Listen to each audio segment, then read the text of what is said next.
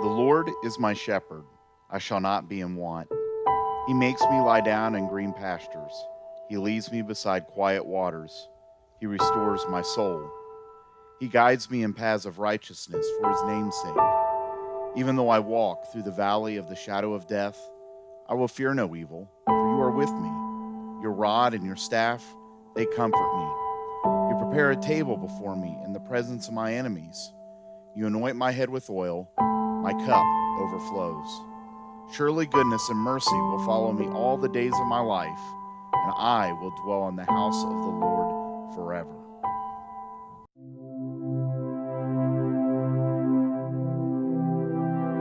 We have walked through many valleys in our life. Some of them we have come out better on the other end, and others we might still be walking through now. They come in all forms: broken relationships, a health scare, financial worries, and tough choices. And a lot like sheep, it is really easy to be scared in a valley. Predators abound, paths are crooked, sustenance can be scarce. Where will we look? Who will be our shepherd as we walk through the valley?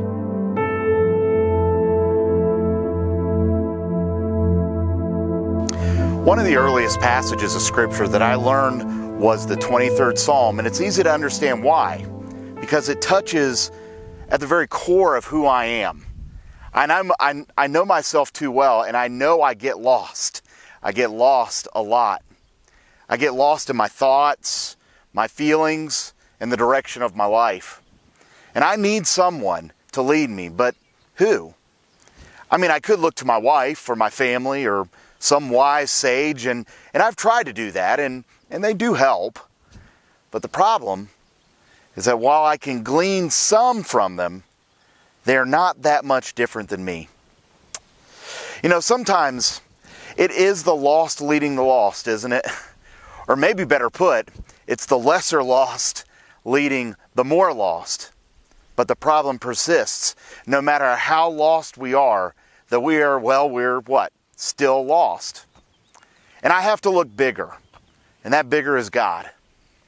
When David wrote this, Psalm 23, I can see in him where I am and where I've been.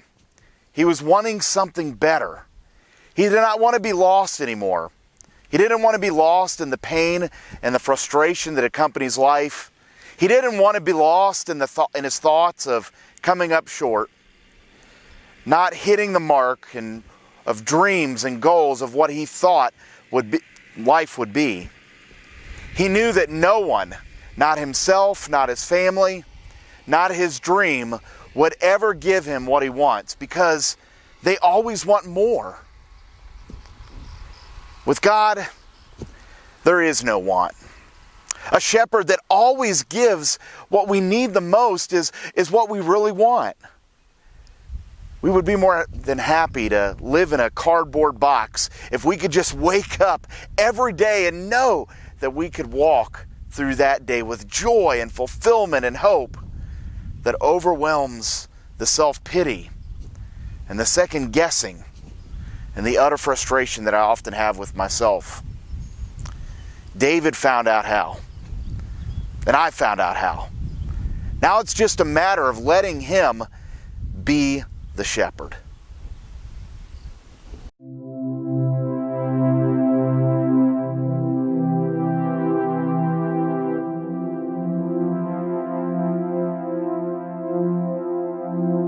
We all know what a shepherd is. They take care of sheep. But we're not sheep, so why do we need a shepherd? And why has God called one? Well, think of what a shepherd does. They tend to their flock. They actively participate in leading and guiding them. They live with the sheep, searching for food in the Old Testament times at least. They would often stay in a tent or stay out in the open with them. They were strong, devoted, and selfless. That really sounds like good attributes, right, for someone to be led by. You know, God has called a shepherd many, many times throughout the Old Testament, not just in Psalm 23. As a matter of fact, if you look in Genesis 49:24, it says, "But his bow remained steady, his strong arm stayed limber because of the hand of the mighty one of Jacob, because of the shepherd." The shepherd, wow. The rock of Israel. In Psalm 81, it says, "Hear us, O shepherd of Israel, you who lead Joseph like a flock, you who sit enthroned between the cherubim, shine forth." You know, the title Jehovah Ra, or Ra'ah, means God is my shepherd. Here's the startling thing we might miss here, though. There's only one shepherd. Yeah. You know, our worldly leaders, they usually lead in groups, and when they don't lead in groups, we often see corruption and tyranny. That is because of our sin. You know, God is a one-man team. He's a one-man committee because He is always right. Even if that means that from time to time, He has to scatter the flock for its betterment. Jeremiah talks about this in Jeremiah 31:10. There he says this. He says, "Listen to this. Listen to this message from the Lord, you nations of the world. Proclaim it in distant coastlands. The Lord who scattered His people will gather them and watch over them as a shepherd does what? Does his flock." There again, we see it. God as a shepherd. Now, why would God do that, though? Why would He scatter the sheep? Why would He do that? Well, we'll get to that here in just a little bit. But this metaphor of God being a shepherd was really not that unusual, as kings in that period would often mention that they were shepherds. So when we dig into the text here in Psalm 23, the language shows that it connects with the original hearer. And even with us, all these years later, we see that just like them, we all need a shepherd. In the New Testament, we see this idea of God as a shepherd coming up again, except this time it is connected with Jesus. In Hebrews chapter 13, it says, "May the God of peace, who through the blood of the eternal covenant brought back from the dead our Lord Jesus, that great," what? There it is again, "that great shepherd of the sheep." In 1 Peter 2:25, it says, "For you are like sheep going astray, but now you have returned to the shepherd and the overseer of your souls." So, why did Paul and Peter think of Jesus as a shepherd? Well, it's because Jesus did. In John chapter 10, verses 1 through 13, Jesus speaks of His role as our shepherd, and He tells us a few things, but let's read it. Let's read it for ourselves. Here's what Jesus says, "I tell you the truth.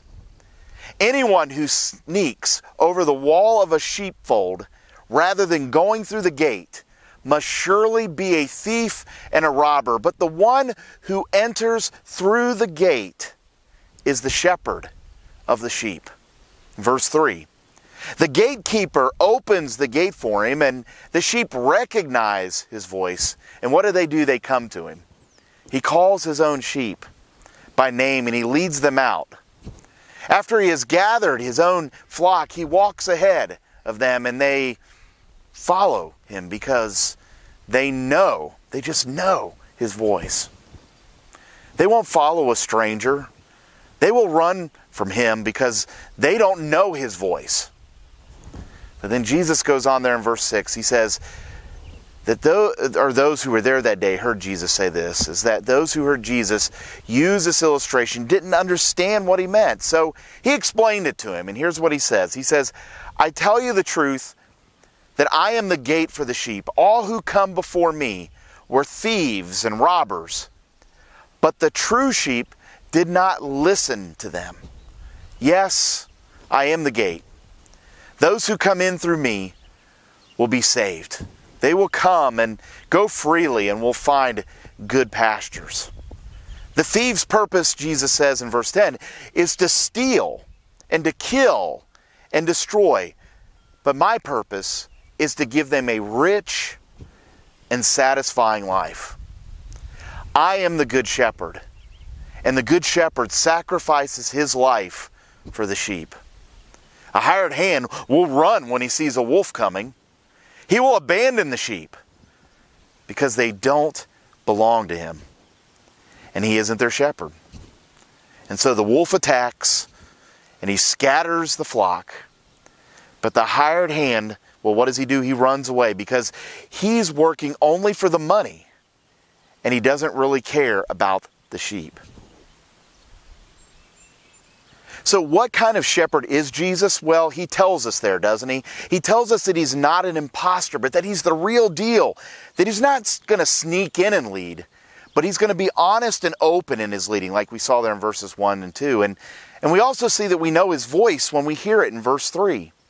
In verses 4 through 6, he says that he takes the lead. We all know that all too often leaders, what do? They lead from behind. But does Jesus do that? Absolutely not. He will lay it all down to protect us, like he shows us there in verses 11 through 13. See, this is the kind of shepherd we all need. One who leaves nothing out. He gives us what we need. And see, when David speaks of God, speaks of Jesus as the good shepherd in Psalm 23, he says he is not in want.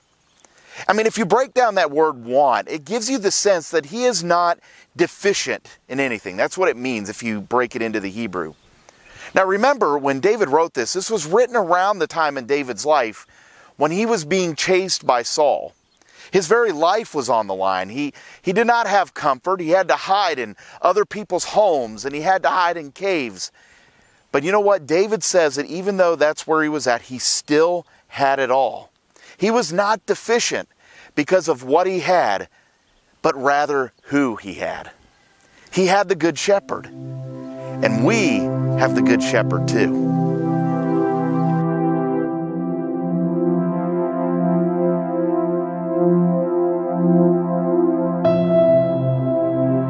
In your own life, it can be really, really easy to think that you have it all.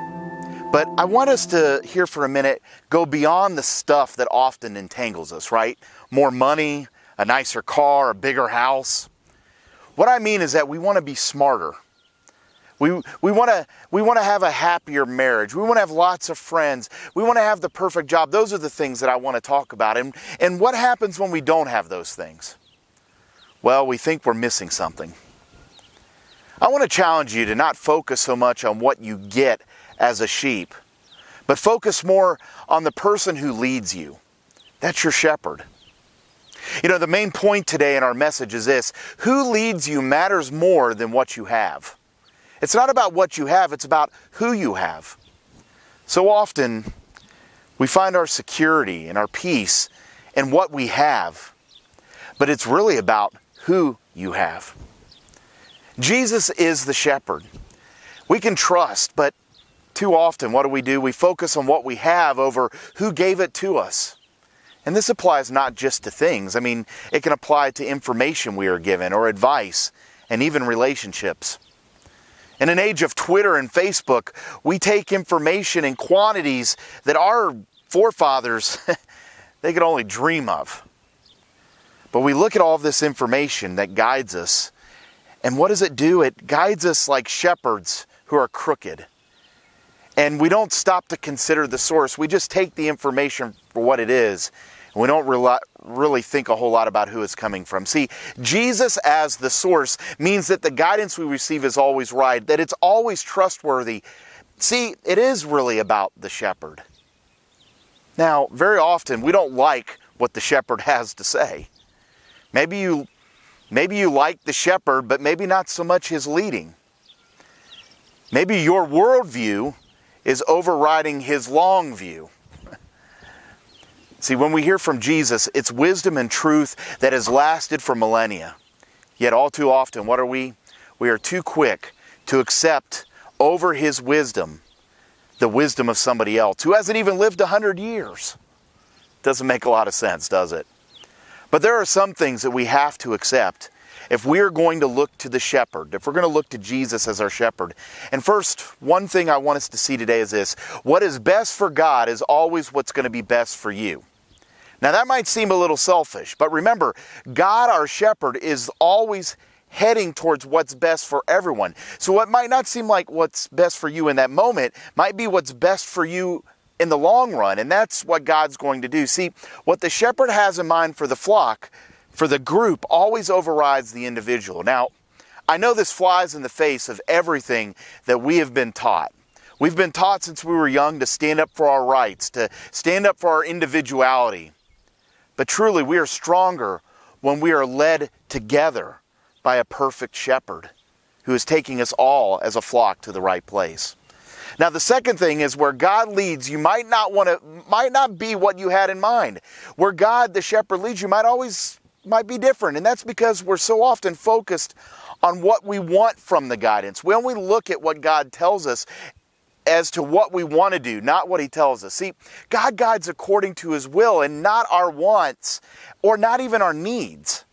He's going to take us to the right place. Now, don't make the mistake of being led through the valley with an ego. The most dangerous place to get wrapped up in yourself is in a valley, because it's in that valley where it is what? It's the most dangerous, where you need help the most. And if it's only about you, you're going to be all by yourself. See, the third thing is what God gives is now always apparent at first. See, as God leads you, He is building something in your life. And with His knowledge of the future, He might be doing something that you were not expecting. It's happened to me a lot. The fourth thing that we can learn as God as our shepherd is when God gives you what you want or gives you what you need, don't forget why you needed it. It can be easy to take it easy when we have what we need. But the problem is that it can lead to complacency. Or perhaps even worse, standing in the way of what God needs to give to us next. You might not know you need it, but He's going to give it to you, and eventually you'll find out why. And finally, God can only lead you when you know you need it. You know, as you watch this, you might be like me. You might have realized how lost you really are, and that's good. That's a good thing. Because when you realize that you're lost is when God does His best work. When we allow Him to be our shepherd, He does His best work then, believe me. When we realize we need Him, we can be more easily led to the right place, to the exact place, the perfect place that we all need to be. You know what? Letting someone lead you along in life is not easy. We want to be in control of our destiny. But the fact is that we are all being led by someone, whether you know it or not. So doesn't it just make sense to be led by God? To be led by the God who knows you, who knows your past and your future. Who knows it better than Him? Again, what is the point? Who your shepherd is matters more than what you are missing out on. See, when you choose the right shepherd, you will end up in the right place. And so today I ask you, will you put your faith in the Good Shepherd? Will you put your faith in the Good Shepherd, Jesus, today? Because that shepherd will always lead you to the right place.